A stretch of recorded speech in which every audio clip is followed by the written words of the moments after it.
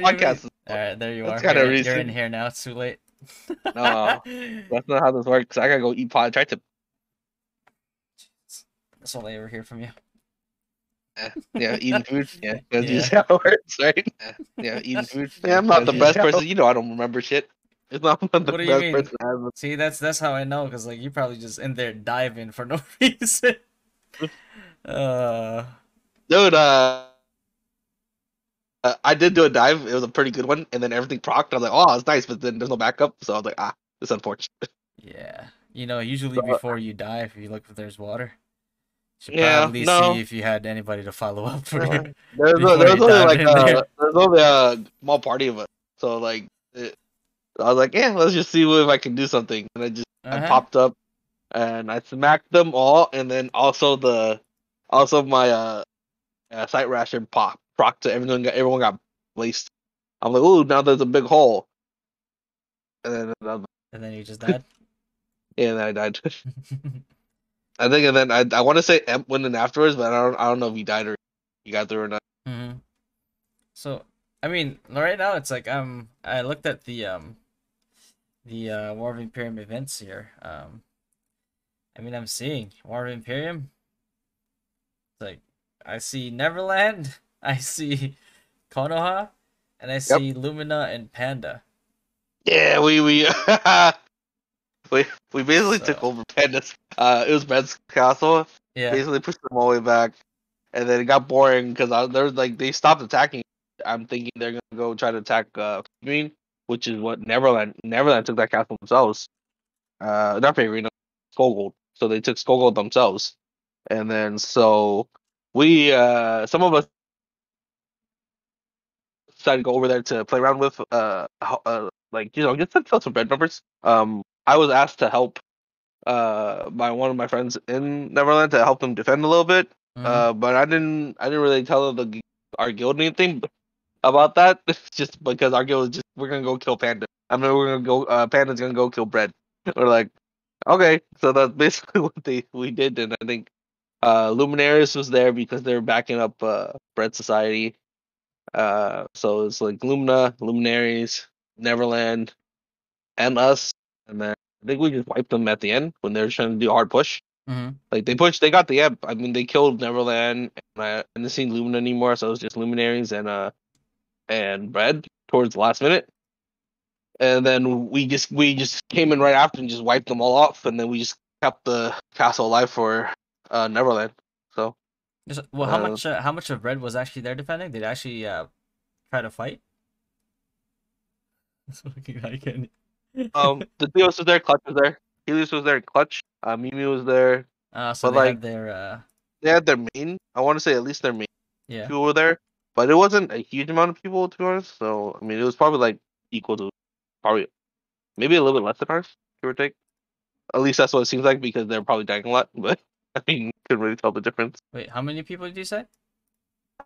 I saw the top shot. I mean, at least they're the top people were there. I want to say they had probably at least three plus parties. I want to say, but I want to. It felt like there weren't a lot of them because, but then that could be the reason because we were just wiping out really quick. Mm. Unfortunately, so it didn't look like a lot of them to be honest. But that was just from my perspective. I just didn't see a lot of them. I mean, because I saw Clutch running in by himself, but then Clutch is a assassin now, so he's probably scouting. Well, he actually rerolled this. I thought That's that like, was a oh, joke. I thought yeah, it was like no, photoshopped. I didn't think it was actually no, no. Clutch is an assassin. He's a ME assassin, not ME. Soulbreaker, Soulbreaker assassin. Soul Breaker. Yeah, he tried to Soulbreaker. It's like charged on the killed him. Like I'm like, oh, he's an assassin. That changed. I'm like, Uh, the other one was. all right. So I mean, I'm gonna have to try to see if I can talk to him about that because Probably more useful. That's probably why. Especially when use Helios is their G. main list. I mean, if it was GT maybe, but like Soul Destroyer. I mean, if you're you're mainly an int class, right? If you're swapping Soul Destroyer is like a lot of based, I think that's I mean, probably you're why still it's like gonna need cores. It's like you might as well go for true. GT at that point. I mean, true. To be honest, like I think it's just that it's maybe just sub class until he swaps over to G until he has everything. I mean, you start to like level up all your physical attack again, so you can match it. It's like because switching from magic to do physical is like the hardest thing. Same thing with physical to magical. When you switch from a physical class to a magical class, it's gonna take you a while to get up there. But like assassin has some leeway where you can still do damage if you go soul breaker because soul breaker depends on magic. So you have a lot of into stuff like that or M attack. So it might help you bridge the gap a little bit until Yeah, at you that point, work you on might as your well class. go ME priest. Like, Yeah. Well, yeah. uh, Assassins are being like the meta right now, right? So then that's probably what it is. we have Reader from Zenith here as well, and Doug Marshmallow, aka Doug Jesus from Dynasty. He's not even dynasty anymore. Get his ass out of here. I'm a representative of Lumina. Okay. Yeah. I feel bad for them.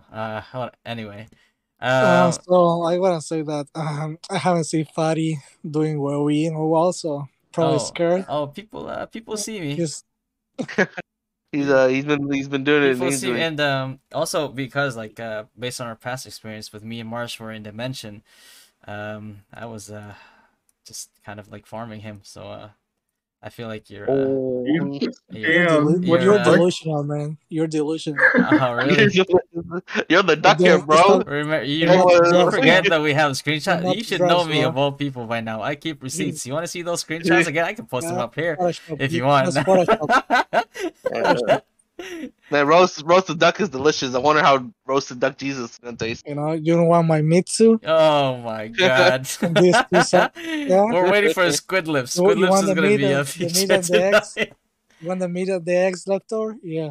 That's why you were laying down on the floor, right? Oh my god. You're on the floor more often than I Remember, was. Marsh, remember when we were in Dimension? You were on the other team and I actually had to coach you what to do to try to actually get to kill me? Yeah, I What? remember. Oh yeah.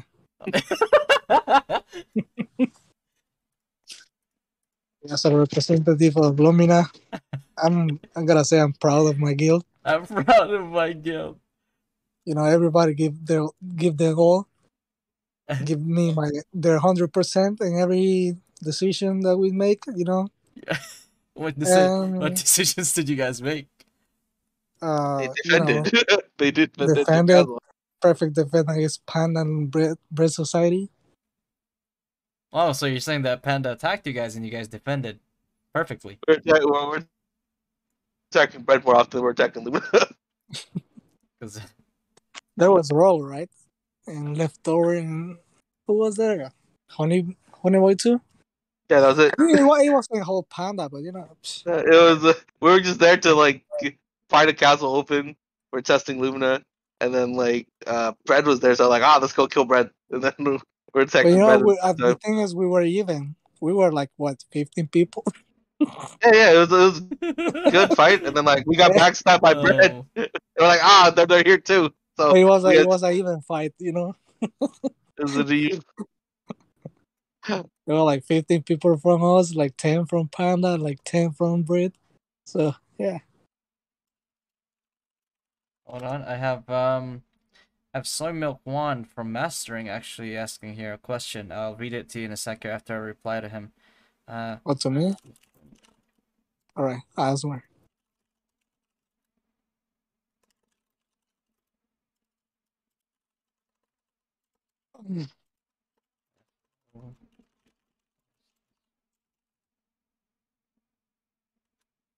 But yeah, all right. So Soy Milk One asked a question here. Let me just take it.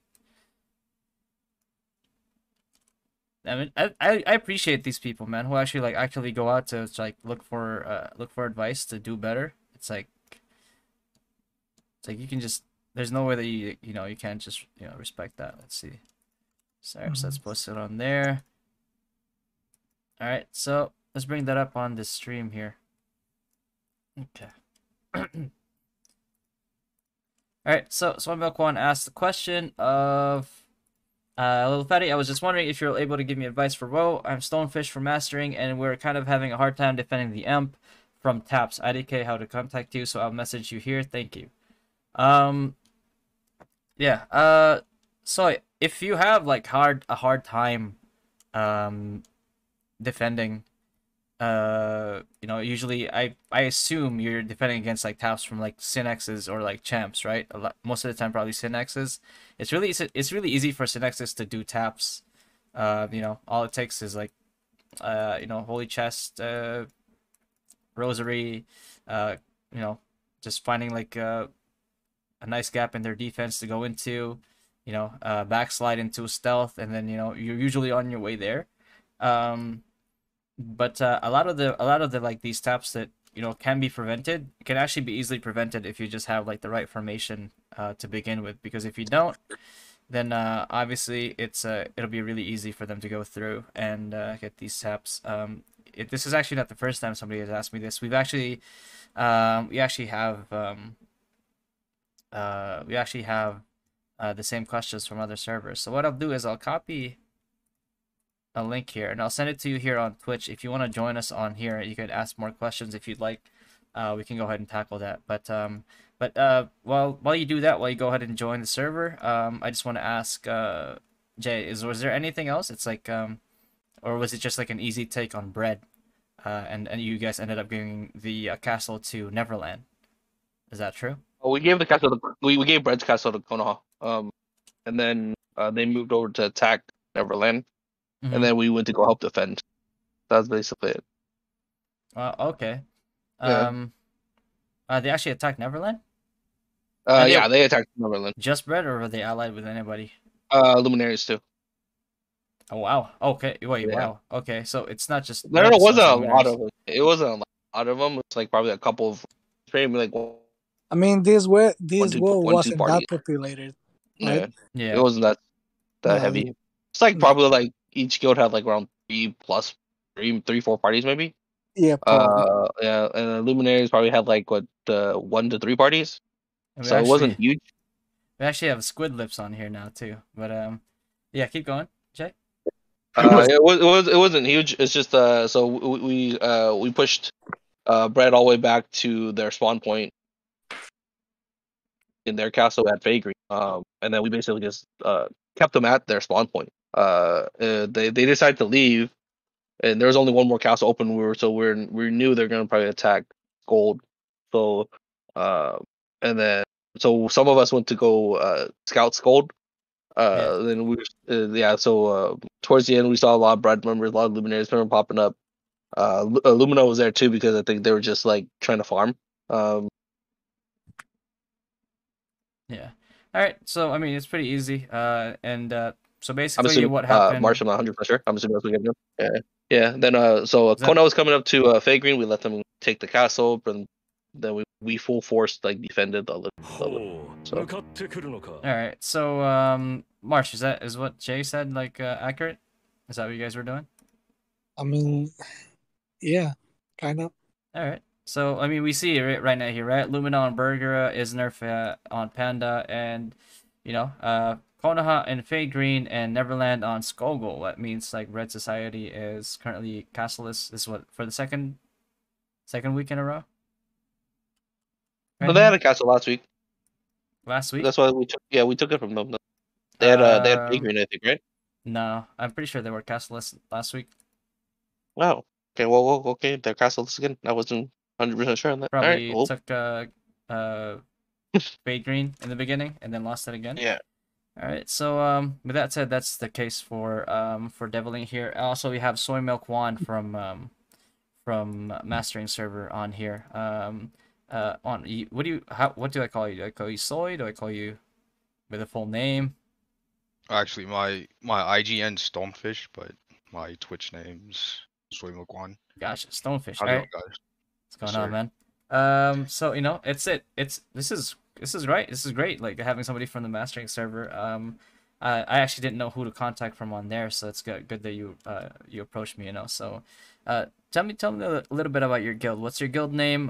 What's your usual like WoW attendance? What does your team comp look like? So in general, I'd say that I'm from Dream to begin with, and in general, I'd say that attendance wise, it's not that much, at least in our guild. I think it's because the time zones are very different. And a while ago, I think there was only 25 or 20 people who attended, but we were able to defend the castle against the other big guilds. Like they're pretty big in size, so the only thing I think is we were not able to defend the taps. So they kept on resetting the timer. Yeah, and I get how that could be annoying, but defense-wise, you guys are fine with the defense, right? It's really just the taps that you're mostly worried about, right? Yes, sir. Yep. And a lot of these taps, I'm assuming it's like synexes. Yeah, pretty much. Yeah. So yeah. So the thing about like synexes, it's really hard to deal with those taps unless you have like the proper like formation. Um, that's why I asked you if you had like a VOD or somebody record it on your guild so we could take a look and maybe like have some repositioning. But in order to do that, I'd need to know like your general like team composition. Do you have a lot of AoEs, a lot of priests? There was a bunch of priests a while ago. A couple of wizards. But other than that, I don't think there's much, to be honest. Again, like attendance wise, it was very poor a while ago, Mm-hmm. but we were able to pull it off. Oh yeah. So the hard part about like an assassins is I don't know if you heard me earlier, but the hard part about them is like they could easily, um, like very easily just pop. They could start off with cloak. They could pop like the holy chest, rosary. They get revealed. They can backslide, and if obviously they'll have the passive that makes you hide automatically. So you just hit backslide. So when that happens, it's like really hard to deal with, and it's really hard for them to kind of like.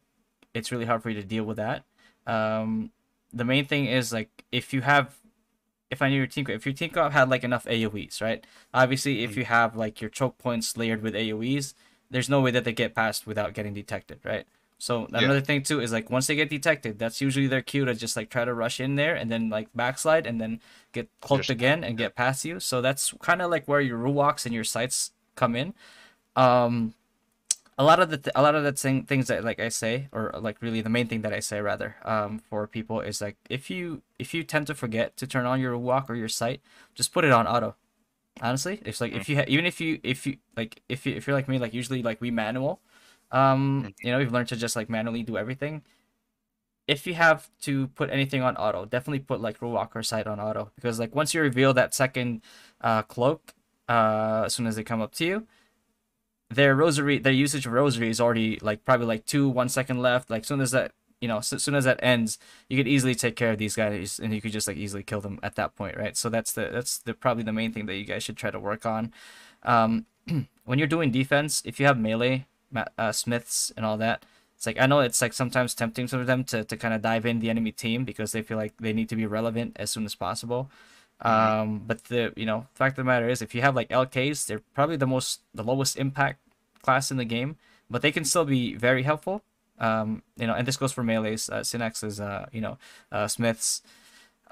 You kind of want to help. You kind of want to teach them to stay in the back line. Just be really disciplined. Make them stay in the back line. So like once the second reveal and the synex happens, they're already there in the back line, ready to intercept, right? And you got to make sure that by preventing that one synex from getting past your stack, that your AoE doesn't put AoEs on that same synex, that they're disciplined and they keep putting down AoEs on the choke point. That way you don't stop one synex only to let like five through. You know what I mean? mhm. Um, but yeah, if try to ask around from your guildmates, see if you can have like a VOD. If you guys like, I can I wouldn't have an issue guest woeing for mastering, just to kind of see like upfront like what that looks like. I've done the same for like other servers, and it's been pretty fun. I really like seeing these people who want to learn a lot. You know what I mean? But yeah, if that's something that you guys want, I could do that as well, or Okay. do VOD review if you guys want to. Um, but yeah, Stone for mastering. No, but it's Soy Milk is Stone from mastering server. Thanks for having me, by the way. I was just because I was following your stream for a while, and I noticed you've been doing a podcast after, and I just wanted to ask a question about well, so thank you for having me. No problem, man. Yeah, but if you guys have any questions, just feel free. Anybody else that has any questions, it's not just me either. There's a lot of people here who have played this game for a very long time, and they definitely have a lot of advice to give. 100%. Welcome to the family. Thank you, thank you. Yeah. But yeah, we've actually been asking like if we whenever we can get like a mastering representative, but if you guys are welcome to or open to that, we could start having you guys on here as well. I know that Mastering is the newest server, and we don't have a lot of contacts on there. But yeah, if you guys want to share, just like you guys had like a hype woe, or you had like a lot of like a really action-packed woe, regardless of like how much attendance that you guys have, then feel free to share it on here. Like you have highlights, go ahead and share that with on here as well. We have like a screenshots and video section on here that you can do. Feel free to invite your peeps from Mastering, and we'll do that here as well. But yeah, welcome, man. Glad Thank you you. reached out to me. All right. So with that said, Stone, do you have any more questions you'd like to ask before I move on? Oh, that's pretty much it. Nice, man. All right. So let's see what else we move on to here. Like our highlight's gonna be SquidLips interview, and but Reader is here from Zenith actually. Reader, what's the news with Angeling? I heard there were some big moves happening last week. Hey, I'm surprised because Tigu just said that SquidLips is now with us in Zenith. This is the first time I'm finding this out. This is like live. What the fuck? Yeah, SquidLips. So I am surprised that he left to join us, but welcome. Oh, thank you. Squid. Yeah. So what's the reasoning behind that move? You know, MIC. I couldn't take the rejections from the girls there, and Oh my God. they broke my heart, and I just couldn't take it anymore. I feel you. I feel you. We're completely side.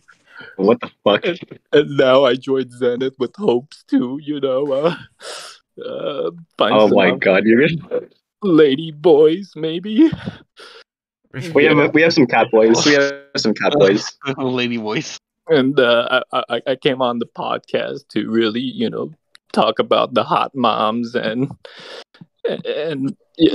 angeling, but they keep rejecting me, so I just don't know what to do with my life anymore. So I joined Zenith. So what do you what do you have what hopes do you have in Zenith? Any prospects?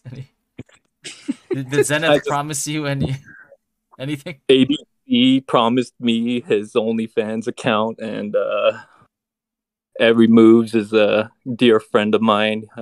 He's a all-time subscriber on my OnlyFans, and he Wait, promised to subs me for 3 months Who- at least. Who joined? Wait, whose OnlyFans was promised? My OnlyFans. Oh, your OnlyFans. I see. I sell a lot of feet pictures, and I waxed my butthole for this podcast. If you guys wanted to see, Sure. you know, how do I video? You're good. Let me see. How do I show my video on this? You just right click on Duck Jesus up there. As soon as you right click, you can hit message and then hit. Wait, and the I top can't- right. Yeah, then send a DM. Send the Oh, Yeah. You can go. video call. And he'll Wait. write us a Oh my two-page god. essay. Please. shut this down. There's my tight asshole right there. I can make it talk for you if you want.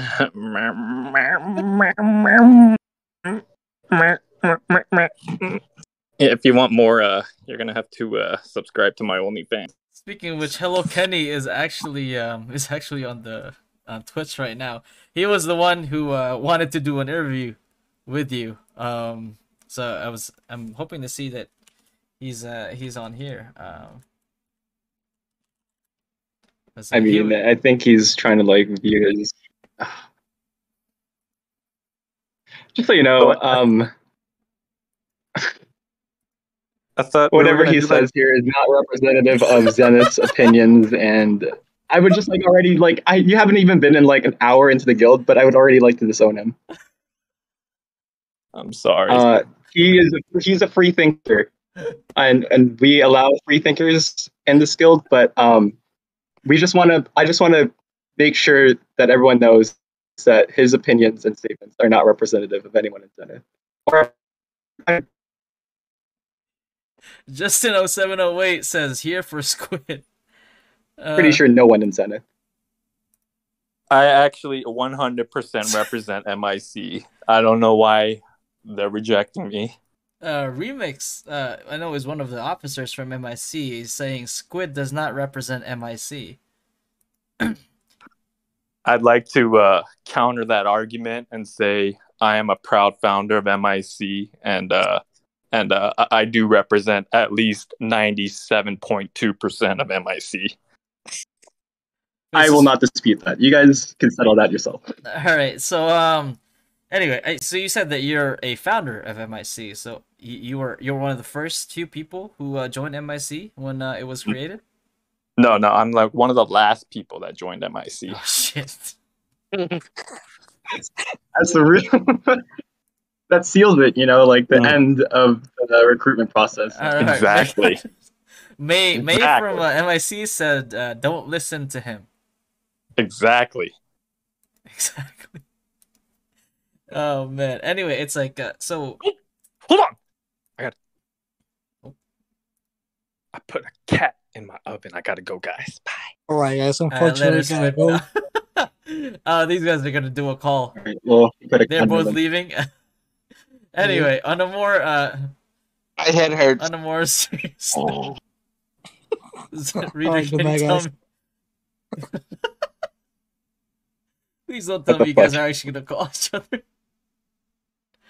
Anyway, it's Marshall. You never know what he's. Man. He's gonna do. Okay. So Reader, I guess I'll take your word for it, saying that he's not a representative of your guild. No. I'm not sure if he was 100% serious about his reasons for joining Zenith, but yeah. Anyway, moving on. Not sure. You figure it out sometime, I guess. Yeah. Yeah. I guess I will. I mean, yeah, you'll figure it out at some point, I guess. Anyway, so yeah, how was WoW for you guys in Angeling? I saw that MIC has a castle, Zenith has a castle, Kaizoku and was it Ether has a castle? No, Synergy has their castle. Synergy has a castle. Okay. Yeah. So this one we were actually like a little bit worried because like MIC is like obviously like doing really good in WoW lately. They like are moving better, and then we were like thinking that man, like it's harder to like predict what they want to do. And with like the politics of Angeling right now, it seems like there's just two sides. It's the side of MIC, Milk, and like pretty much every guild in the server that participates in WoW. Mm-hmm. Maybe Aether is part of that. I'm not sure. I don't want to like start fire by saying that they're allied. If they're not, then my bad. Mm-hmm. I'm sorry for speaking on your behalf. But and then there's our side, which is Zenith, Synergy, and Kaizoku. So obviously, Kaizoku decided that they wanted to take Gogol, which is the castle rotating between the guilds, between the smaller guilds that they were allied with. But I'm not even sure if they're allied anymore because Iwan is in there now, for reasons unknown to me. Iwan, and that's obviously, yeah, it's obviously like their guild drama, so I'm not going to speak on that. I don't know what happened. Maybe they like left on good terms, maybe they left on bad terms. I don't care. So if anyone in MIC wants to talk about that, that's their story to tell. Obviously not mine. Yeah. But what happened was we were worried that Aether is actually like looking like an up and coming guild. Like they were showing with 60 people. They actually almost managed to take Synergy's Emp room, apparently, from what I heard last week. So we were pretty worried because it sounds like Synergy's like not having so much great attendance, and Aether's on the come up with having great attendance. Like 60 people in WoW at this point in the game is really impressive, right? Because like even on our best days, we only have like 60 to 70 at best, and that's one of the biggest guilds. Like Zenith is one of the biggest guilds. I'm pretty sure MIC also has like similar numbers, maybe slightly more. So they were like starting to look like a real threat, and we know that they wanted to take Synergy's castle. So, and then we also wanted to support Kaizoku in getting back their castle while pinning down MIC so that they can't help whoever they want to help. So we had to split up our teams from defending. So we had to have like 6 teams in defense at Outer 5 Choke and in Fade Green. We sent 2 teams to go cover Synergy just to like lend extra party. And then I think we sent like 14, 20, or 30 people to MIC to just like track them and like observe where they're like sitting. And if obviously they're still like sitting on the wind tunnel choke, our goal wasn't really to like break through it. It was more so to just keep a tab on them and see where they're moving. So if they like, obviously if they start like clearing out in wind tunnel, then we know they're going somewhere. And then we have like a scout in like pretty much the entrance of every castle. So we have like that information going for us. But we managed to tap MIC somehow. Kaizoku managed to get the castle from Milk, I believe. Mhm. I'm not sure. I wasn't quite paying attention. I believe it's Milk, yeah. And yeah, from Milk. So they managed to get that, and we were able to join Zoku much sooner than MIC was able to join because we were able to tap them. So they had to like sit there and like wait out their PD. Yeah. Well, we already PD'd. Sergi was able to PD with like the two teams that we lent them. And yeah, it was just at that point we were just like Synergy was taking the left side of Inner City, and then Zenith was taking the right side. We did face MIC stack twice. I want to say that we won pretty handily, without the advantage of wind tunnel, obviously. Mm-hmm. So I mean, it was a really good bow. I think that I was really proud of Zenith's coordination and like doing what I feel like is like somewhat of like a sophisticated like defense, right? It's like we're rotating teams around, and then we ended up having to like actually go back to our guild because it looked like Aether was turning their attention on us. Mm-hmm. And we managed to PD, didn't get tapped. Synergy managed to like not PD. I mean, Synergy did manage to PD as well, and Kaizoku ended up getting a castle. So I think that in terms of like the goals that we set out this week, we did really good. So I was really proud of Zenith as a whole. Yeah, I mean, managing on like throwing around these these squads all over the place is definitely a sign of like good, good planning, good synergy, good setup with your guild, right? But yeah, it's but that's the thing too. It's like I want to turn my eyes onto like MIC. I feel like they're a very, I think right now I do think that they're a very interesting guild to look at because like obviously before the fact that they had like two castles. Mm-hmm. Well, no, they had like 2 weeks without no castle, and then all of a sudden, like right now, it's like, I saw the VOD, I saw them do an offense on Wind Tunnel. They took Wind Tunnel, and then they actually quickly enough, like after taking the Imperium, the Emp, and taking the castle, they actually managed to go quick to the first floor, and set up defenses on the first floor. Yeah, no, that was really impressive. Yeah. Yeah, so right now it's like, And I don't know how they managed to do that with like little information in Gathan Castle, because I'm pretty sure that they've never held a Gathan Castle. Someone might correct me on that, but I was just really impressive, obviously, that they coordinated and knew exactly the portals to take as a guild to just completely like stack into like outer wind tunnel that fast. Mm-hmm. Yeah, so it's looks like their movements are starting to get better. I know that you said that you guys fought them in another castle, like open field, right? Open field. I'm guessing Milk's castle, Pantera.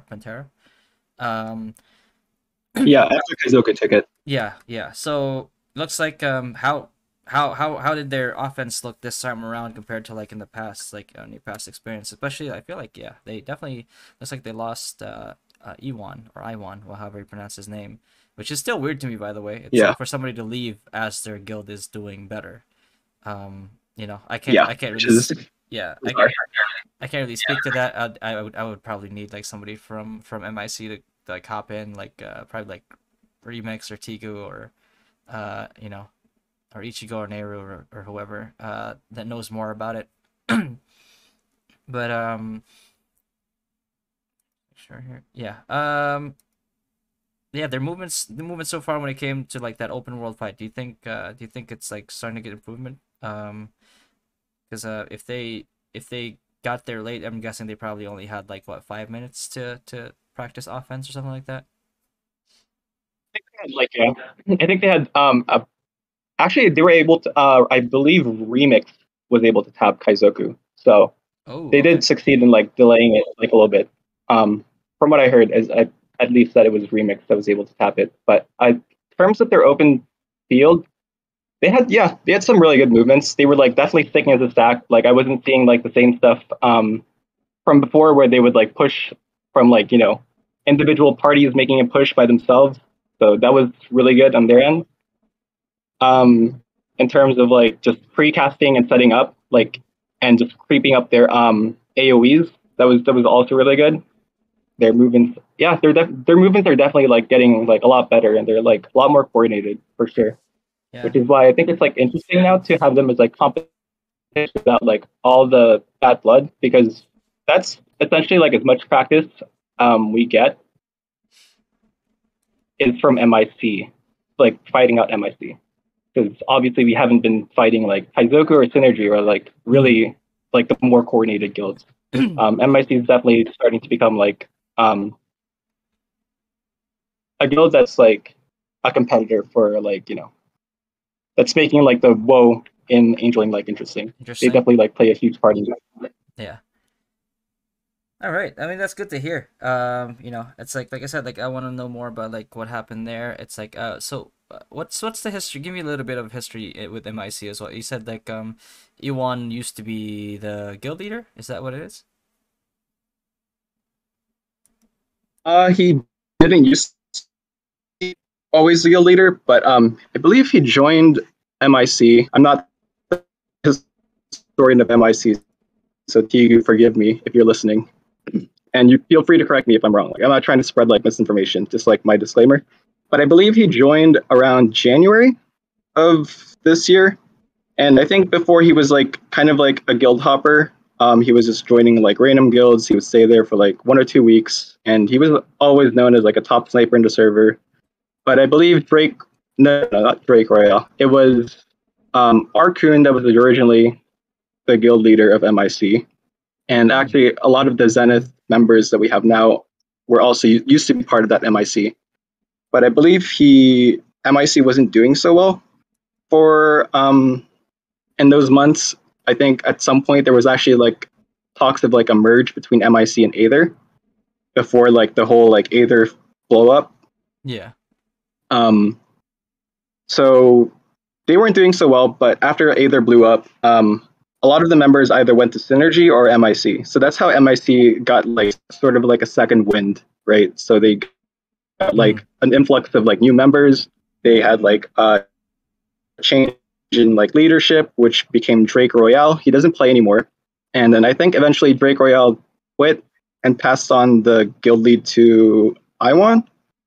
I believe that was like in April. So he hasn't been like guild lead forever. He's been like guild lead for maybe like 2 months or 3 months, maybe. Not quite sure about the history and that. Yeah. But yeah. And how was his tenure? I believe before. Go ahead. His tenure. As far as I can tell, everyone in MIC is praising him for his leadership. Obviously, I've never joined MIC, so I can't speak to that. If that's true to them, then that's probably like, like that's an opinion that they hold, and fine. But in terms of the friction between Zenith and MIC, it definitely like stemmed a lot of it came down to like Iwan and how we felt he carried himself, and in turn how we felt the whole guild series. Like we pretty much don't really win in GVG, which is like 5v5. I know that guilds in Deviling are really good at VG, like 5 like that, but it feels to me that that's like one of those things that if you're just not geared enough for like, there's a certain like gear check before you can like meaningfully like strategize in 5v5. Oh yeah, for sure. And there's like no kind of play to like, getting one shot by like an SBK. Like, yeah. You can have like all the best movement, you get one shot by SBK. It's like not really gonna matter. That yeah, for sure. But yeah. So is it like So we always usually lost in 5v5s, and obviously they would like not say GG, or they would just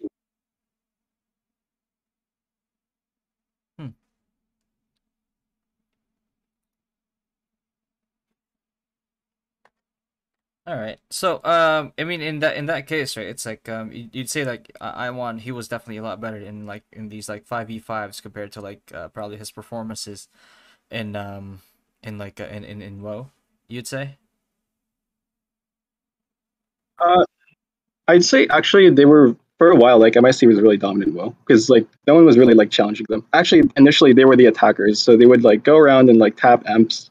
They would tap Kaizoku's amp. They would tap like our amp. They would tap Synergy's amp. I was actually in Synergy for a while before joining Zenith, either shot caller. But I mean, we just never really like felt, I guess, like we were able to attack them. Mm-hmm. It did feel to us like it kind of felt impenetrable at the time, so we kind of did believe a little bit into that. Like, oh, MIC is like, just much stronger. Like they just have much more numbers than we do. But eventually, we kind of just made a little gamble because we would try to tap them for like maybe 3 weeks. We would try to tap them. We would like send like maybe 20 people to try and see like how much we can do. Mm-hmm. Oh wait, I'm getting comments from DK in the stream saying literally between last bow and this bow, you guys then have changed how you fought against an AoE team fight. It was much more respectful of meta play. Oh yeah, we definitely like we had long discussions this week about like how to counter like AoE, and obviously I had to like take direction that along with Revenge in how we plan to like counter, because obviously now it's starting to become like an AoE meta, like Deviling. Before it was more like a push meta where you just like kind of dive into the enemy stack and just if you gear check them, then you win. Yeah. But the thing with like an AoE meta is if they're disciplined enough and they stack their AoEs enough, regardless of how much of a whale you are, you're probably still gonna die, Yeah. right? Like if you have like 5 free-to-play players like double stacking grab fields, it's like when you step on that thing, you're gonna get melted. So that's the upside Yeah, of that one. for sure. Yeah, if you have a proper team comp, it works really well. That goes for offense, and that goes for defense. Defense, like eventually you can set that up easily. That's easy to do. Offense though, offense is another issue, right? Because like if you're doing the AoE meta and you don't know movement, you don't know how to wrap around your enemy. You're like staying in one place for too long, and then your AoE stack is gonna get melted. So like I feel like as soon as they get used to that, it's gonna be their AoE stack is gonna be really really scary, because it's like you're gonna try to counter it, but if and when they like right, it's an if, right? And when they uh master like movement when it comes to like open field fights, that's when it really gets scary. The downside of that is like if you don't have good movement, it's your stack is just gonna get run over, right? Like anybody can just walk up to you, put a AoE down your stack, or like let loose like Harold let loose is like a sharpshooter or something like that, and then your stack all of a sudden is just gone. So that's the downside of of the AoE meta. But the upside is like soon as they get used to movement, it just becomes like almost like an autopilot thing, right? But the hard part is getting to that point. Yeah, and I feel like we were like at an advantage in that fight because they had to push into us to push into the Emperor of our allies, right? And just be disciplined and not dive forward, because that's how you lose your stack, right? Is if you're like pushing forward like unnecessarily. Oh yeah. So we want them to obviously to push into our AoE and not us to push into their AoE. The only times we would push into their AoE is when we've already thinned them out and then we like wipe them. So they definitely had like the disadvantage there from a strategic standpoint, because obviously they had to push into us. So they just, if they wanted to get to the Emperor, they had to just push into our AoE somehow. And I'm not doubtful at all that they're going to be able to like make adjustments and make for a better push next week. Like I said, they're starting to shape up like a real field. So yeah, and like we said earlier, it probably has like a lot of credit to the new leadership that's on there, which is why like I was also wondering, it's like when I when I got that DM of like somebody messaged me like, hey, I just noticed like Iwan or whatever is no longer in MIC, and that came as a shock to me, because to me it was like, you guys are just starting to do really well. Like, why would you leave that environment? Like, what could possibly have happened? And you know, but Yeah, yeah, it was. Yeah, that was like really a shock to me too because they just won like a castle, and then suddenly like they had some pretty big names leave. I'm pretty sure. They had Iris also AEIOR Iris leave along with Iwan, and then they had Lore, and I believe the other one that left was Elegant, who is a biochemist, pretty strong. Mhm. So yeah, it seems like bizarre to me that when they're finally like being a lot better in their movements in WoW, that they just that they suddenly like decide to like dip. Like they really are improving in like WoW. Like it's not even like their rivals, right? Like I'm not gonna like diss them for making like clear like like you got to give props where it's due, and they're definitely like playing these like open field fights like a lot better than previously before. Yeah. And the surprising move, I don't know if you heard me say it last week, but there's a very surprising move on MIC's end.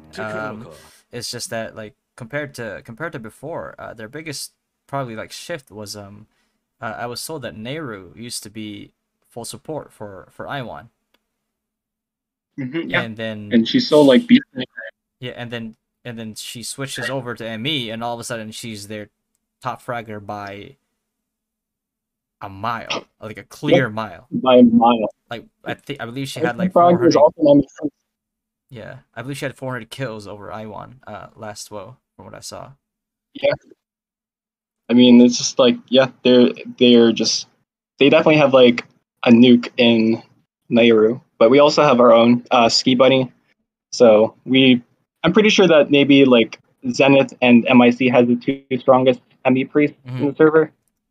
I'm not sure if there's like any other. Maybe if like one of the other whales decides to switch to ME priest suddenly, then Yeah, I guess that could change. But yeah, it definitely was. It definitely was like a change that they needed. And yeah, Nair is obviously like thriving. She's doing really well in WoW. Like she definitely, I was surprised even because I knew that she was strong because she was soloing like MVPs by herself. and So actually, I have a comment here from Didymus. I'm guessing it's from Milk.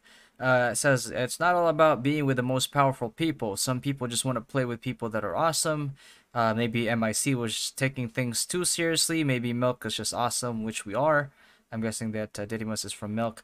I kind of agree with that. Like, yeah, if you have like more people you get along with that other side, sure, you can go ahead and do the switch. But at the same time, it's like you can't tell me that it feels good losing consecutively like weeks in a row, right? And then the moment that you get that victory, it's just like you just take your exit, right? So it's like that reasoning to me, like in my opinion, is just a little bit suspect, right? If you've been getting shit on and like trash talk this whole time, which is like not just based on your own behavior but also on your performance, to finally get a win, I assume would have good feelings instead of like an instant like switch over.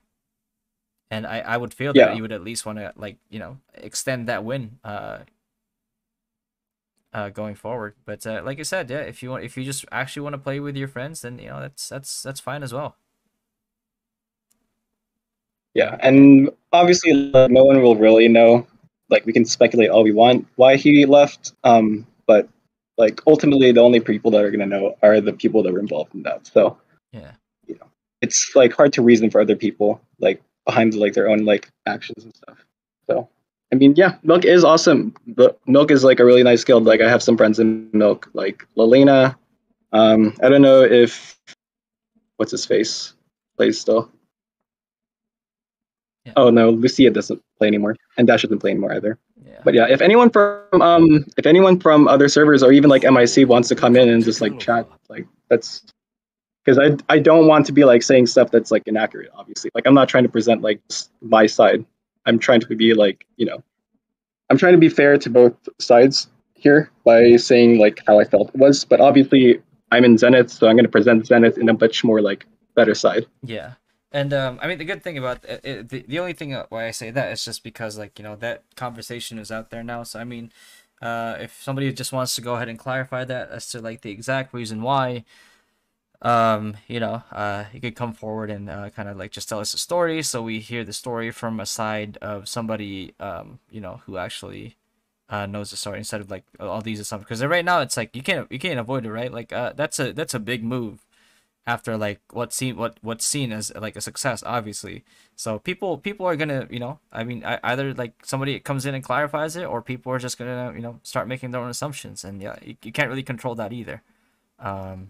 But Yeah, for sure. yeah, so we're actually gonna have somebody from Pouring. I heard they had a really exciting WoW. So I'd like to welcome Maven from Pouring. Maven. Hello. So I mean, we're Apologies in probably advance. Yeah. we've probably Apologies heard of Maven from the official Rue server. Glad to finally have you on stream. Repeatedly gets muted. Is it? Sorry, can you hear me? I think no, I think you repeatedly get muted in the official Discord. It's like one of my favorite parts. It's I'm like so it's just so banned funny. You again. flip up, you say like shit or something, and then they mute you. No, I'm officially banned from the Discord already. It's Same. Oh really? I'm sorry. For the second time. Not a loss. Yeah. it's not a lot. That server is really Discord bad. server. Yeah. Sounds. Anyways, apologies in advance for the horrendous disconnection. If I start stuttering or anything, it has to do with my connectivity. Go ahead. Yeah. No problem. But shoot away. Ask whatever you want. Yeah, so I've heard that Pouring has had this like really intense, really exciting WoW this week. I mean this today or tonight. But nobody really told us any of the details. So what exactly made made like WoW really good this week? And also it's like, I think somebody sent me a screenshot of somebody complaining about MVPs, how MVPs are done in Pouring. So yeah, so let's first describe the political landscape, so it's a lot easier to kind of understand what the situation is. Sounds good. And how an image is being painted. So I mean, it's easy to be someone who's from the outside, who doesn't actually play on the server, take information from somebody. It's very easy to just take screenshots, take horrendous caps of whatever you can see, and just go with it, right? Yes. So for our server, we have something very similar to Deviling's scenario, where it's like you have a very Zerg heavy guild which relies heavily on numbers. Then you have another guild who is very detail oriented when it comes to learning how to push and clash as a guild.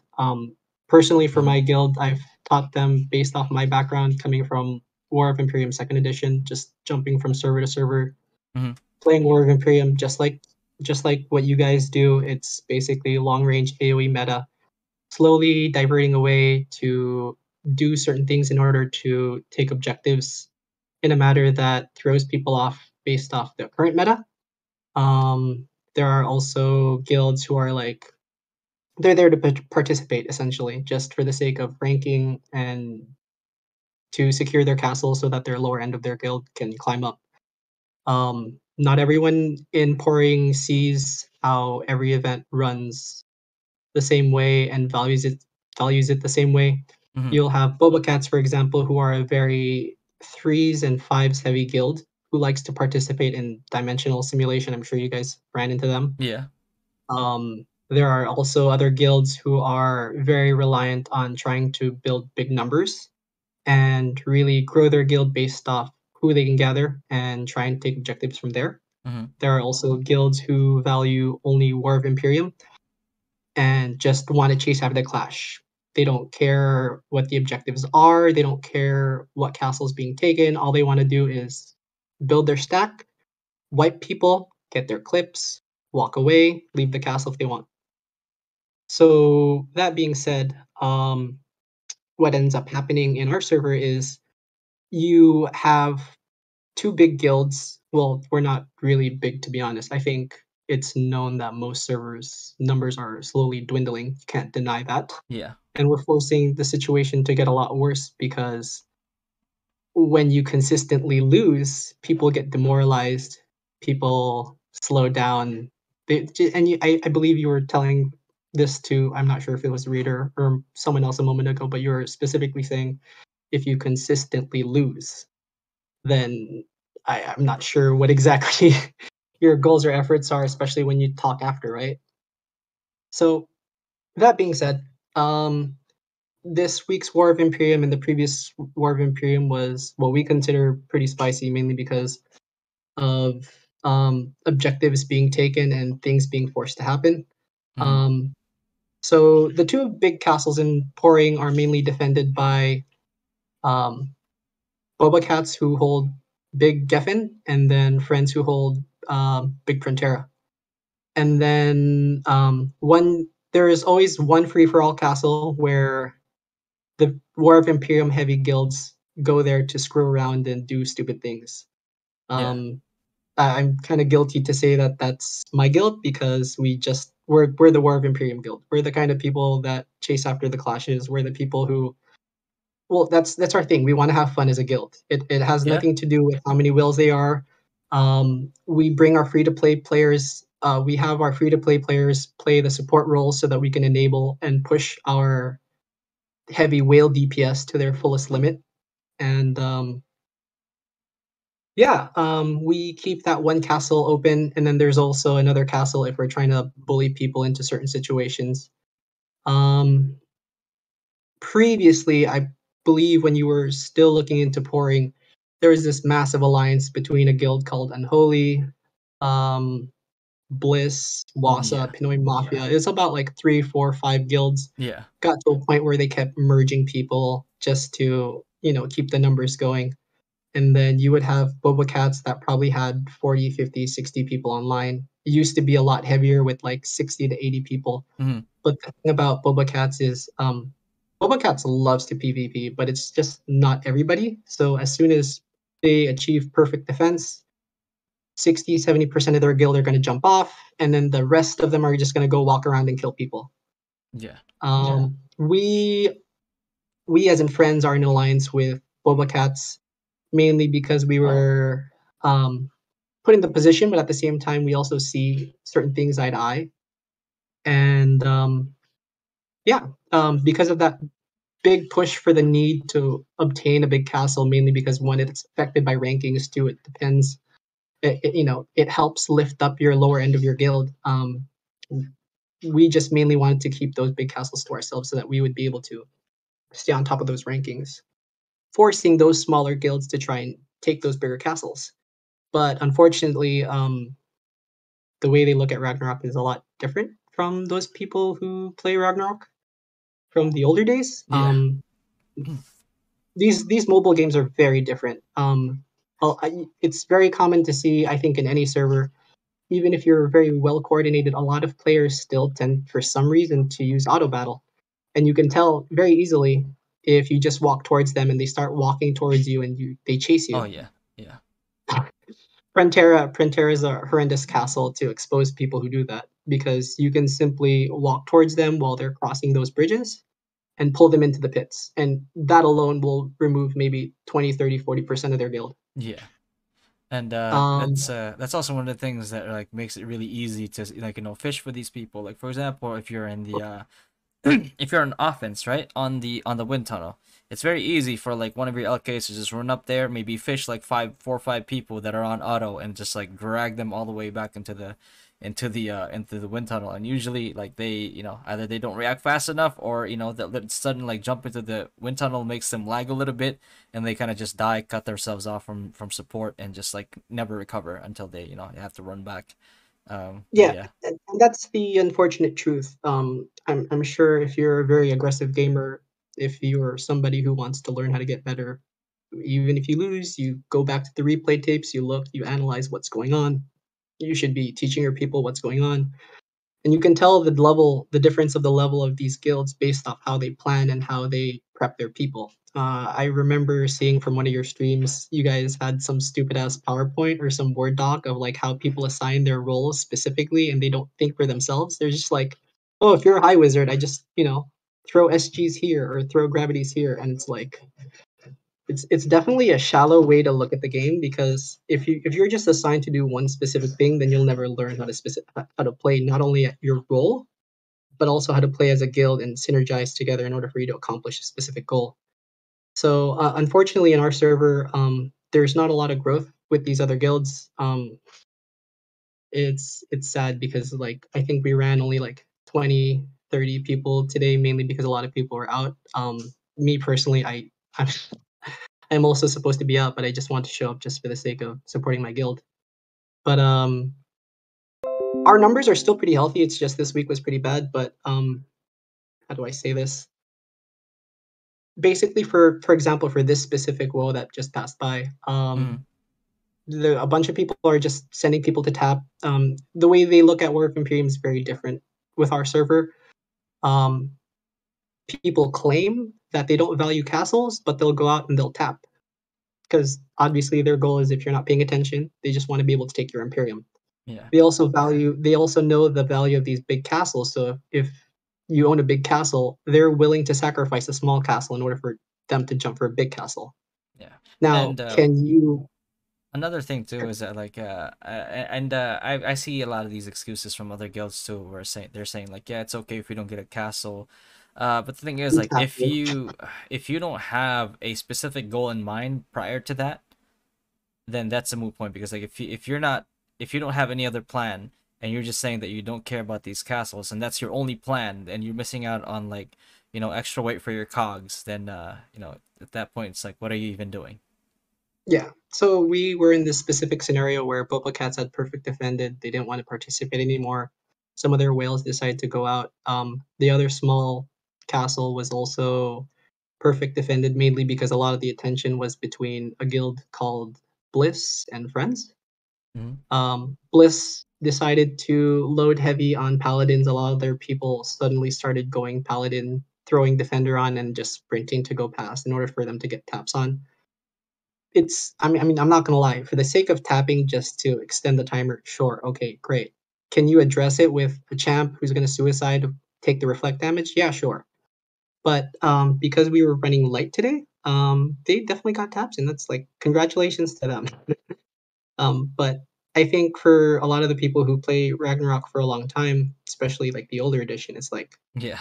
you can tap all you want, but like you're never gonna be able to break the amp, because these bigger guilds who know how to play War of Imperium, they're gonna wipe your guild first. And by the time your guild is wiped, you're not gonna have any sustain in order to fight an entire guild while trying to break an amp. So it's like, what do you want to do? Just keep tapping but not get the amp? So we ended up perfect defending big Printera Castle, then we left.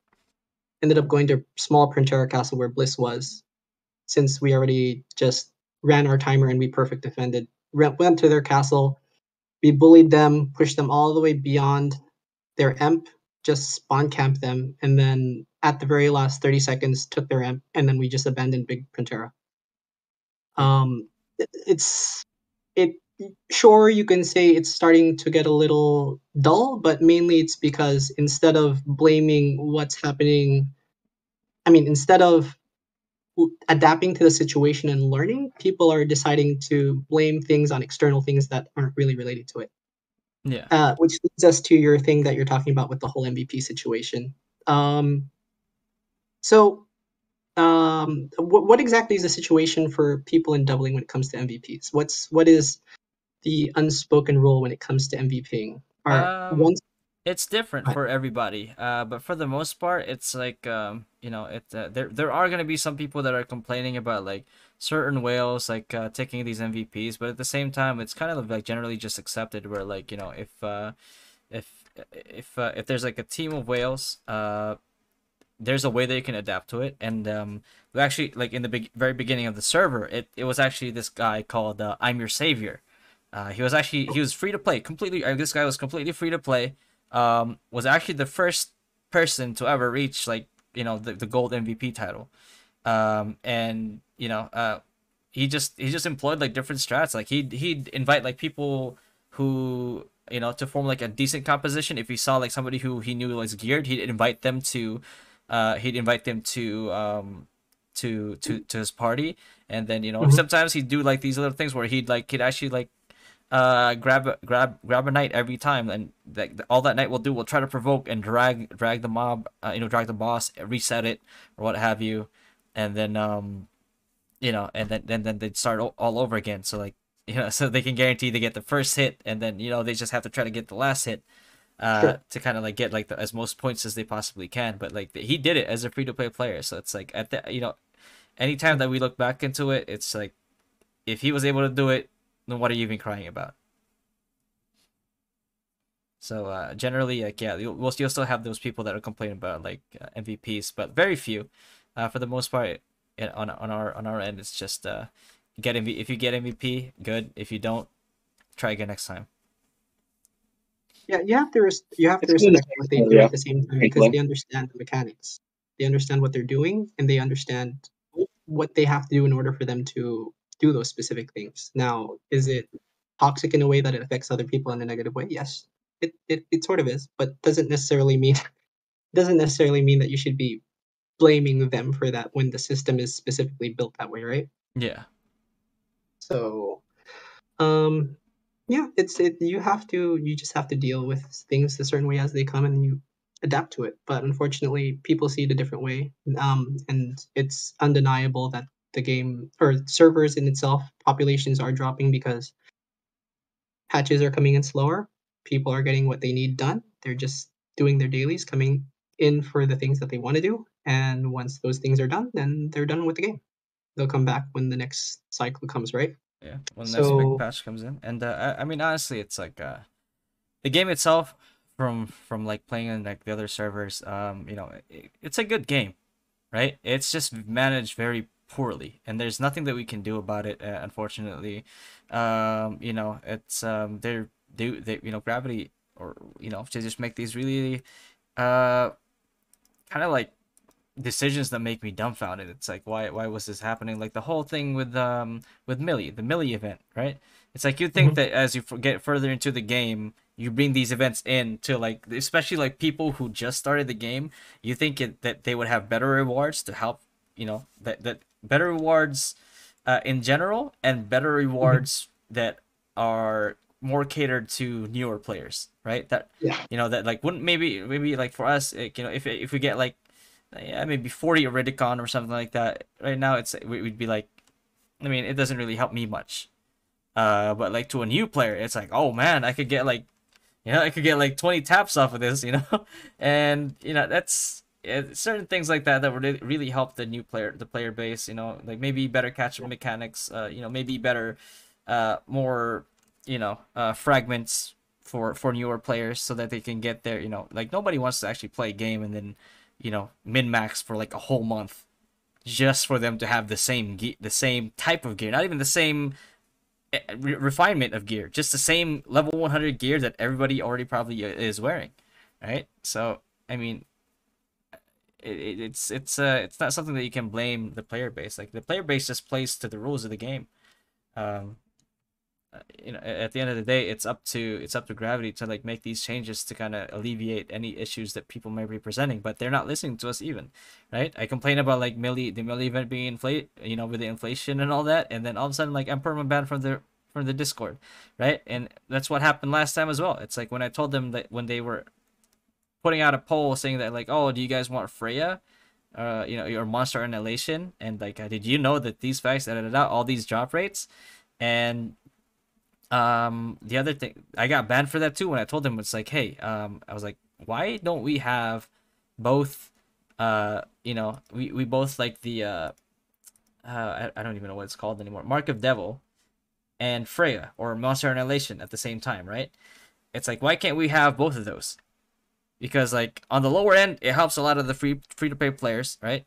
On the higher end, it's like maybe it doesn't matter so much to people that have already like wailed out on cards, you know. But like at the same time, it gives the free to play players, majority of your player base, or the min A way to spenders, catch up. yeah, a way to catch up and a way to feel like to kind of not feel like, okay, there's just no way we're gonna be able to make a difference because we can't even get these cards, right? It's like I'd have to set myself back 5 levels just to try to farm cards because there was no Monster Annihilation, there was no Freyas, and I got banned for that. And what happens like not even like a month later, they release Freya and Mark of Devil. It's like Gravity or whoever is taking the care of the community just seems to have this ego where like they can't ever be wrong, because if you try to tell them that they're wrong, you get permaban. And a lot of the times it's like people who actually care about the game that actually want these like things done, because like, you know, nobody wants to spend money on a game just to watch it die slowly, or Right. not even slowly at this point, like it's dying pretty fast. But you know, but yeah, you can't really blame the player base for any of these mechanics, because the fact that like it's just been neglected. Well, the best we can do right now is help our players and then see what we can maintain and then work from there. I mean, Yeah, I mean you're it's not going to be able to demand them that they merge servers, right? yeah, yeah. You can suggest it. Yeah, They A server may, merge is yeah, the future of this game. yeah. But as of right now, I guess like as a community, you can just kind of like do what you can to try to preserve it. But because if you don't, I mean, they're obviously not doing anything about it. Right. Well, from there, it's just a matter of seeing what we can do from our communities from within and just seeing how we can hold on till then. Yeah.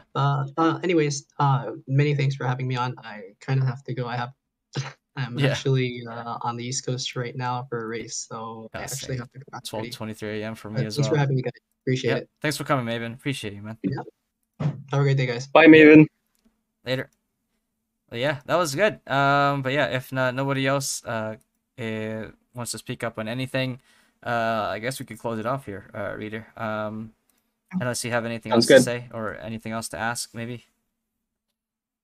Not really, but I am curious about like how Devling's like going. I think I heard that you guys were saying that it's like you guys are trying to be more proactive with making the woes alive Yeah, in Devling. we're trying to include like all the other smaller guilds that like really want to join WoW before, but like because like here's the thing about like War of Imperium in our end, right? We would have like these castles, and a lot of the times a lot of the action usually happened in like the Dynasty castle. But like, you know, after we decided to like merge with Panda to prepare for like cross server WoW, you know, things have lightened up a little bit. I think Bread just kind of gave up. But what happened before was that whenever we would give, because Dynasty had this like probably like a month or so, month and a half, where all we did was like fight. We just went to other castles and just fought, and we would give a castle to a smaller guild, to a different smaller guild every week, right? So Yeah. we did that, and what we noticed was that like every time Bread was getting attacked by like Panda, they would send people out to tap these other smaller guilds so that they can guarantee a castle for themselves. You know, but I think now because after hearing like the merge with Dynasty and Panda, it's kind of like they're kind of just giving up, I feel. Which is you know, it's good and bad, because honestly I thought that they had the most potential to give like really good competition, but at the end of the day, it's like if you're, you know, if you're trying to play the casual card and you're not trying hard, or at least like looking at the VODs, or trying to reorganize your like your your guild composition, or you know how you move, how you defend, then you're just not gonna get better, right? You're just gonna go into the next Yeah. week hoping That's that, definitely one. yeah, like That's going good. into the next week like hoping like it somehow works, but it won't, because like Yeah. you're doing the same thing you did last week and it didn't work, and you know. But Yeah, I definitely get that because I feel like a lot of people, when initially they just like lose, they just like think, oh, I'll just push for like plus 18 or something. That'll win me WoW next week. But like, truth of the matter is that WoW is like probably the most. Obviously, this isn't like completely true, but it has like the most avenue for like where whaling only gets you like a certain amount of like of advantage. It's more in like how you move and how you like coordinate and then how you communicate in your like voice calls. And I mean, definitely if it's like two guilds that are like extremely disciplined and then they have all of those things like on equal level, then yeah, the Whale Guild is gonna win. Like that's the point. But yeah, it's definitely like sad to hear that like one of the main competitors in Deviling has pretty much given up, because I feel like Angeling's woe is definitely like on the up. It's becoming like more like disciplined from every side. Like even Kaizoku, I don't know if you reviewed the VOD of their woe, but I'm sure like Yeah, I did. they were a lot more like disciplined, yeah. Yeah. Because I didn't like criticize them for this, but I was not happy like seeing like just one or two parties trying to stop like the full stack of MIC. MIC was moving like in a clean, nice stack. No parties were like running ahead. No parties were falling behind. But Kaizoku's like parties were just rushing in, and obviously like them losing their castle was a good wake up call because they were a lot more disciplined this time. Yeah. And we were able to coordinate better because there was like almost no friendly fire, I'm pretty sure, between like the three guilds that were allied. So it was, you know, like I think that all the guilds and their competition with each other is like really improving the guild. I mean, the servers like just quality of like woes, which is like something exciting. Yeah. Like I feel like every guild, like even MIC, could like, you know, with like better coordination and like better like teamwork, like they could beat us. Like I'm not doubtful that that's like a possibility. You know, it's not like a free win as like before, where we were like kind of getting relaxed. So it's good that like all the guilds in the server are like keeping each other on their toes. Yeah. And it's also obviously like a good sign that Aether, who was like, you know, we kind of like brushed off as like a non-factor for like the longest while, is like they're on the come up. You know, they're like posing like an actual threat to like one of our allies. They're like pushing them towards their EMP and stuff. So it's becoming like a lot more like dynamic, and there's like a lot more factors that need to be like thought of in every like woe week, because you know we just don't know like what could potentially like happen. Even like these smaller guilds that are participating, like Milk, Paw, Sweets, like it's before I'm pretty sure they had like almost no presence in WoW, but MIC got them on board, and you know, props to them. Like props to MIC for bringing in these like smaller guilds into like WoW, because it's like it's just making the event in general like more enjoyable when there's like so many guilds participating, and there's like all these like factors that we need to like come up with like more sophisticated like strategies or like plans for how we want to like fully defend like the three guilds that we are allied with. Yeah. You know that like at some point in time, I was actually supposed to be a member of Milk. Really? Yeah, yeah. I heard that last week. So what happened was when I heard about like Origin coming to NA, I actually looked through the subreddit for Origins, and the first recruitment I saw in there was Milk, and you know, I wanted to join their server. I'm still in their server. I decided I was gonna try to join them. They seemed like a big enough like community. But then there was like some disagreements with I guess with like leadership styles. And I decided to just like make my own. You know, and you know, the rest is history. But yeah, I almost landed in Angeling. Dynasty originally was actually supposed to be in Angeling as well. Oh wow! And then you guys all decided, like, I think Deviling was supposed to be like the competitive server. Yeah, because like Dynasty, we were choosing a server, and we had already been in talks with Panda before, where we told like we were gonna tell Panda which server we were gonna go on, and then you know they were gonna go on that server as well. And then you know, when we heard that all the other KR guilds were heading to Deviling, and all the streamer guilds were going to Deviling, we were like, okay, let's just go to Deviling then, and that's how that ended up. I think in our history of announcements, there's actually still there like where we were saying like, okay, we're gonna go to Angeling, and they were like the day of launch, we were like, oh shit, never mind, we're going Deviling. So it was pretty fun. Oh yeah. But yeah, that was the story of us almost making it, or moving to rather Angeling. Almost had Dynasty and Panda and Angeling. That would have been pretty fucking nuts. It I would feel. be, yeah. Like everything else, like Yeah, for sure. I feel like if that happened, I think it would be a lot more. I don't know. I feel like it would be a lot more exciting because you guys got some pretty organized groups in there, really competitive, and from what we've seen, it's just same kind of like same belief, same kind of like culture when it comes to like WoW. So and all of a sudden like on our end, So it's yeah, like not the same.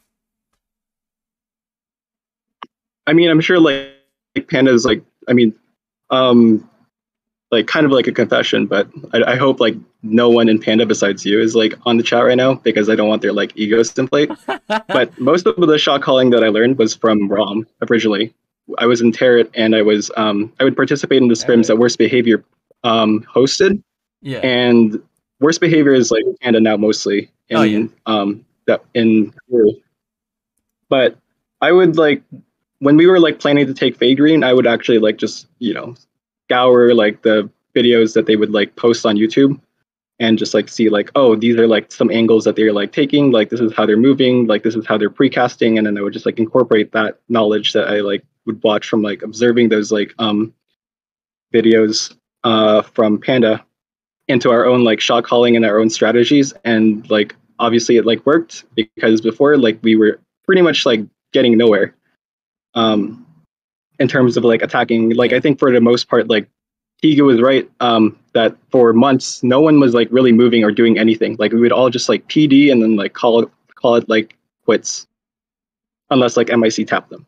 Yeah. I guess we would be stuck there for the full hour. But yeah, I mean, so Devling was definitely like a server that I've always looked towards in terms of WoW strategies because I did feel like they were like very much like ahead, definitely ahead of like the Angeling guilds at the time. And I think that's the competition now is like is like cluing in, right? Like before we were like doing like sniper metas where we were just like pushing with like sharpshoot, like Devo sharpshoot and stuff. But now we're like all slowly like transitioning to this like AoE meta where it's like just precasting and then like moving into each other's stacks in like a very deliberate and like precise manner.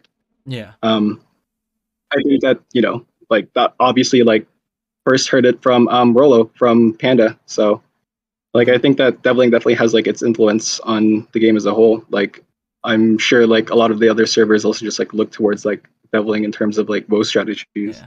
And the funny thing is like fun fact is that like in the beginning of the game, Dynasty was actually 90% priests because I was planning on just stacking ME after ME after ME, and then the problem was that Gravity took way too long to incorporate WoW into the game, and probably like more than like 3/4 of those priests quit by the time like when the time WoW came out. That's so sad. Yeah, it's so sad. It was like it's like just like knowing the AoE the AoE kind of like meta that like WoW has always had. It's just like the most proper thing. After we found out that ME dealt damage to people now, not just undead, like it was an RO1, we were like, okay, Yeah. we're gonna stack this. And that was the plan. And unfortunately, game took too long to put out content, and those people just lost interest. I mean, it's normal. Like other games came out, like Lost Ark came out, so a lot of the people are still playing Lost Ark. Yeah. But yeah, That Ni no Kuni game came out. Pretty sure like a couple people jumped on that, or like Diablo Immortal game. yeah. So Yeah, and it's just the problem is that like a lot of people who have a lot of grievances with this game, once they go to another game and the other game does something right that like RO wasn't doing, and they tend to just stick to those other games, right? Or and yeah, we can't retain those for people sure. anymore. The only way that they come back is like if we ask them like, hey, we really need help. We need more people to pilot these accounts. Can you come back? And that's when they come back, but not because like they missed the game. Yeah, no, for sure. Because like that's even just like me. Like I don't know how much like you're in love with this game still, but for me, like really the crux of me like still playing is essentially just because of WoW. I Yeah, me too. just enjoy WoW. Always enjoyed WoW. Like that's my favorite aspect in every like RO game. Is just WoW. So if like if it starts dwindling and then like people are just like not as like engaged in like WoW, then I just don't see like really a reason to play because they can come out with like these new maps and stuff and like new MVPs, and it's like a shiny new toy you'll play for like a few days and stuff.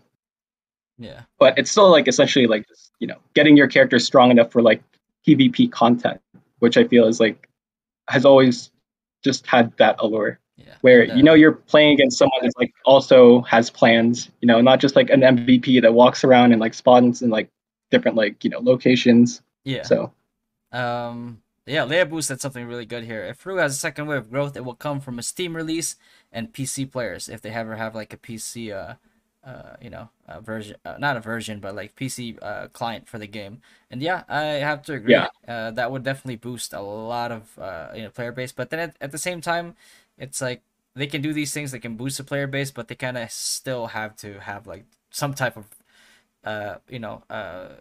program in place to to promote retention. Because if not for that, then there's no point other way. It's like we're just gonna keep bleeding out players. Yeah, and it's already like happening. Like you guys were like you and Maven were talking about it. Like it's just like the poor management decisions is like it's getting to the point where I actually almost like don't care because I almost expect it out of them to just like Yeah. It almost came to no surprise that this new patch is going to be like just recycled event. Because Yeah. I guess they can't think of a better event besides just like bingo. Yeah. And But yeah. it's hard to like imagine like ways for the server to like to grow because your streams are like still like picking up like the dedicated like following it's always had. But if they instead of like that weird like collaboration with like Psy or like that weird collaboration with that TikToker, I don't know her name. I don't either. Bella Porch. Oh yeah.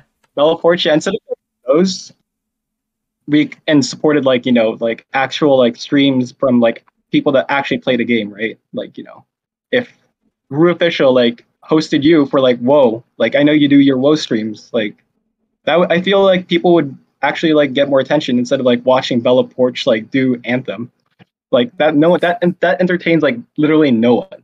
Yeah, that's also true. Because I do remember seeing those streams, and it wasn't even Bella. It was another streamer that they had, who had like I think like wishing tickets. She had like probably like 1,000 or something like that, and she was like, "Oh, should I spin it? Should I spin it?" Like everybody in the stream was like, "Bro, you have like 1,000 of them. Just fucking spin the thing." It's like we're over. Said people are over there like waiting 15 minutes before before one spin, and then she waits again. I'm like, come on, man. We just still want to see the gotcha. Just spin the gotcha. And but yeah, it was crazy. How it was like that. And And but like giving up on like, the content creator like support. yeah, Like they just never got it. like you have to realize it's like you have thymine, right? Like you have thymine, you have like but she's on like Thyminty right now on her priest and Deviling mostly. But like you have her, you have Stashed. At one point I know like Neonic used to stream for Ru as well. I know like there's also this couple in this couple that used to stream I think in Angeling as well. They were just like a fun loving couple, loving like playing Ru. And I feel like Gravity could have reached out to all these other streamers, right? It's like For sure. and actually cultivate like if somebody wants to learn more about the game and they can't find what they need on YouTube, they go to streamers on Twitch. And if like you have no streamers on your game, people are gonna be like, oh, I guess it's a dead game. Yeah, and that's exactly what like like the point is that those streamers that were like doing those like content, like they would do like ET, they would do MVP runs in their streams. I know that Stash does like ET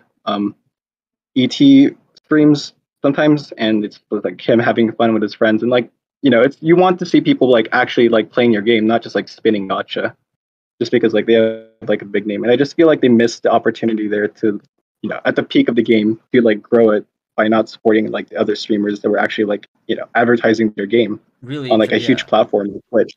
Actually play the game, actually know anything about the game. And Leah brought up another point again, and this is actually something that like there's a mobile did.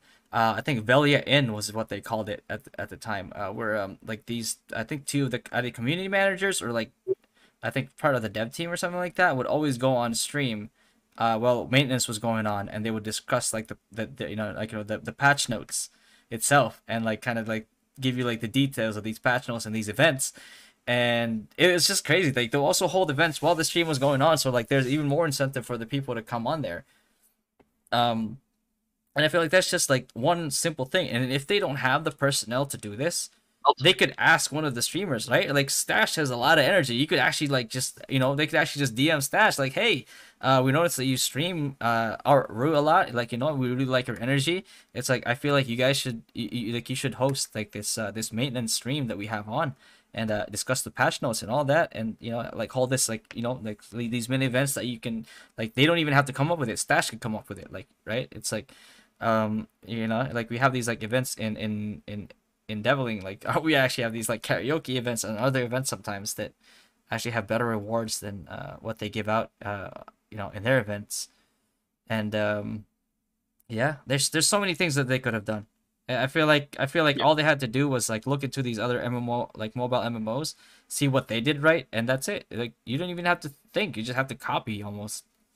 So Yeah, and it really doesn't like take that much like personnel either to just like promote streams on like the official server, on like the official like yeah. like tweets. Actually, like one of my guildmates like posted like something on the official Discord. It was like an artwork, Ninali's artwork, and she just like promoted like the official Twitter of RO actually like retweeted it. So I'm just confused why it didn't streams. Yeah. Like it doesn't seem that that much like work to do something like that. It's so like you don't even like need to give like an incentive to those like, hey, I'll if you keep streaming, then I'll give you like 10 gotcha spins or something. Yeah, like zero cost to them. Like at zero cost to them. Yeah, zero cost to them. It's like these streamers like Stash would do it for free, right? Like and then you're doing this obviously like this Afterwoe Discord podcast thing that I think is like obviously one of the more fun parts that I look forward to for WoW days, especially if there's like something spicy going on. Oh yeah, thanks man. But yeah, I mean the whole goal was to kind of like encourage people to come on and like if because a lot of these guilds sometimes that they don't have a lot of experience, so like with like RO, they probably just think like, oh, what are they doing that we don't? And sometimes it if you haven't been playing RO in a while, it doesn't jump out to you, right? Because like if you played since RO1, it's like you've lived through multiple like several metas as like all those changes came in, and a lot of those metas still apply to Root, to Origins, right? And like soon as like these people kind of like start to realize that like, hey, this is actually what we need to do, and all it took was just like somebody telling them like how to go about it. All of a sudden like you just have this like refreshed like this like newfound like interest in WoW, because now they know they have like a direction, right? It's because it's so easy to just do that. And I feel like if more people are confident with WoW, more people have like more direction in WoW, I think that would be like, I guess, my part in help in doing what I can to help the game, keep the game alive, keep the game healthy. But I mean, at the end of the day, we can only do so much, and it's still up to gravity in the end.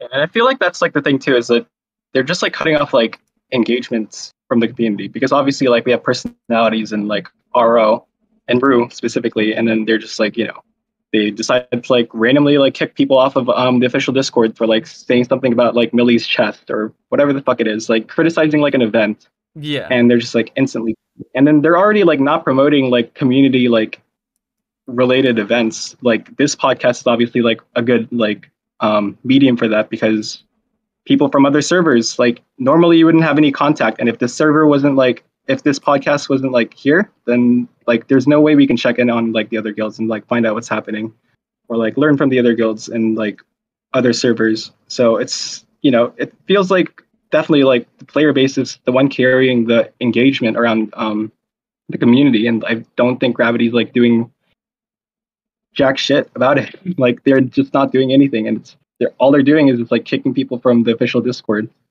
Pretty much, yeah. And it's like the official Discord has turned. Yeah, I feel like the official Discord has turned more people off than into the game. You know what I mean? So, but yeah, that's pretty much it. It's like there's nothing else we can do after that. And someone needs to remove the profanity bot. Yeah. Yeah, feedback I know button, they're feedback trying to make it button. like quote unquote like kid friendly, but it's not, right? Like your main audiences are adults, the people who have played R1 for a long time, or like people in their 20s, like mid 20s, like late 20s, like early 30s, mid 30s. It's like you're not gonna get kids to play, like it's very hard for you to get the kids to play this game. The only kids that are playing this game are if their parents are playing this game. Yeah, and there's like even just like inherent things about like the game RO that's just like not really like friendly to new like to children, because like right, like you can have like your kids play and then they like allocate their stats to like 99 decks or something. It's like a whiz. Then Yeah, obviously like there's like so many ways to like mess up your character, right? yeah, So it's a very technical game. The main audience is definitely like people that have played RO before or have like played other MMOs. yeah. And the DK says, what other Discord do people find when official becomes an irrelevant community space? Yeah, no, like Discord is pretty much like I'm happy that a lot of the Angeling people have like hopped on the server too, and the server is like becoming the more like community of like the dedicated players that we still have in Brew. You know? Yeah, and I mean, yeah, it's that, and like, even though it wasn't the intention to begin with, but like, yeah, this podcast Discord, it's like where a lot of the people that still kind of like cared about the game, it's are starting to join. So it's like, and nobody hears that like you're really getting banned for random shit. It's I think you need to like do yeah, something really like off, get banned from this. So yeah. I mean, SquidLips is still here, so I mean, he can. or we're really lax when it comes to. Oh yeah, Bellium actually tagged me in something here. It's like a bit of a throwback back in 2004, and I remember this before because at the time when I was like in the Philippines, they were still holding all these other events. So let's toss it up on the screen here. It's like Gravity Interactive staging U.S. Ragnarok tournament. North American players of the Korean-made MMORPG can enter national precursors to global championships next month. Yada yada. And the funny part is like I actually participated in one of these events.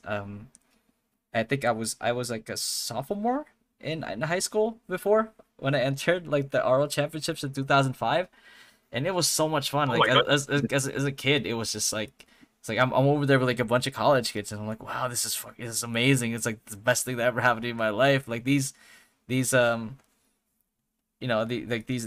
are so nice. They're so crazy. They're really good, and just like now they just don't do it anymore. Like which is crazy to me because like before they didn't do this before.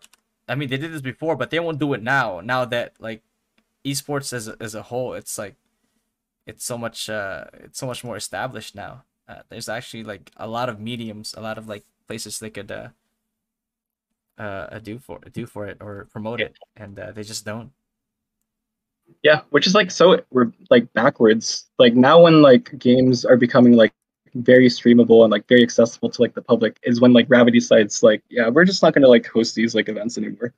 It's like this is literally the boom of like esports, right? Like I just don't get why they're just like now pulling back from actually engaging with their community and like growing their games, their Yeah, IPs. You know, they've already. it's so bizarre.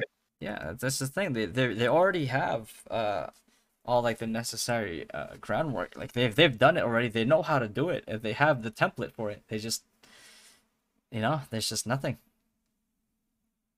And the thing is like RO is such a good game to stream too, because just Yeah, yeah, it's action packed. It's like it's when it's actual like deliberate guild versus guild, and like these pre-made maps that they used to make. Like they'd have these like I remember like one of the maps they told us like that we competed in. They were like, yeah, so this is like an underwater map. So like if you have water ball, you can use it like anytime. You don't need the luge, and but yeah, but I mean I guess we'll see. Let's see what they have planned. There's only so much we can do, like I said. But yeah, man. Yeah, I think we can end it here. It's almost like 1 a.m. here actually. I know. I feel bad for you. That's alright. But yeah. But yeah, man, Reader, thanks for coming, man. Appreciate you like sharing your input and Yeah, of course. Thanks for having us, yep, or having me rather. yeah, and All right. Have a good night. you too, man. Good night, good night. Bye. Yep. WRC was the most prestigious thing to achieve success in RO1. If they catered to competitive players in this game, it would improve a lot. I think so, yeah.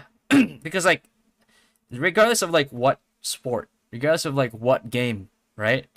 It's like people love to see like two competitive groups that are obviously like really skilled that they could learn from, and obviously like have a lot of like action between like a lot of action like between the two of them.